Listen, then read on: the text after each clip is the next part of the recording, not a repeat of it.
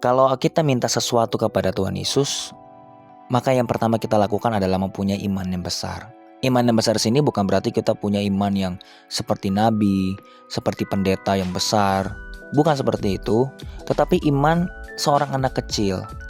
Seperti seorang anak kecil, misalnya kalau teman-teman tahu, yang namanya kita sebagai anak kecil dulu, kita gak mungkin untuk berpikir, aduh besok saya makan apa ya, besok apakah saya ada duit, besok apakah orang tua saya ada. Mungkin ada beberapa teman yang mengalami hal itu, tapi kalau kita lihat secara umum, sifat seorang anak kecil pasti punya hati yang besar kepada orang tuanya, bahwa orang tuanya pasti akan memberikan mereka makan.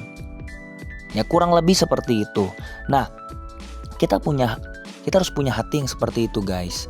Yang artinya bahwa kita percaya bahwa Tuhan itu mencukupkan kita, bahkan keinginan kita pun Tuhan penuhi. Nah, keinginan di sini bukan berarti keinginan yang memuaskan hawa nafsu kita.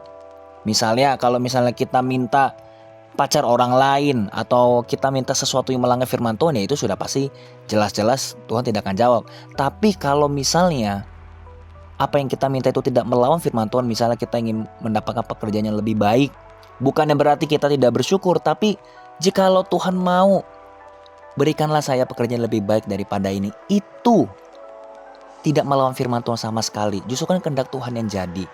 Nah, tapi seringkali kita itu sudah kalah duluan. Jadi kita sulit untuk percaya bahwa Tuhan itu mau menjawab doa kita, karena pasti kita itu akan dianggap, kita gak bersyukur, kayaknya saya terlalu banyak mengeluh. Padahal sebenarnya yang kita inginkan bukan kita tidak bersyukur, tapi kita mau lebih baik daripada hari ini. Bahkan Tuhan pun adalah Tuhan yang tidak pelit sama sekali. Kalau Dia mau memberikan kita sesuatu, Dia pasti memberikan yang terbaik. Tapi kenapa kita ini punya hati itu sulit banget untuk percaya?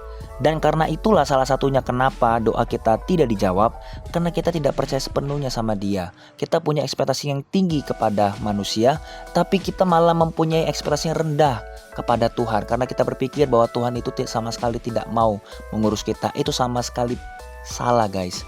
Yang ada, kita harus punya ekspektasi yang tinggi dengan Tuhan, karena Tuhan bisa segala-galanya, sedangkan manusia itu ada batasnya.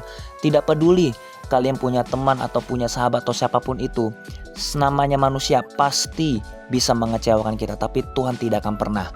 Jadi karena seperti itu, percayalah dulu.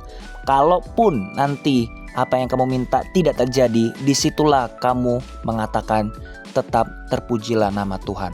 Karena mau bagaimanapun terserah Tuhan. Yang penting saya sudah minta.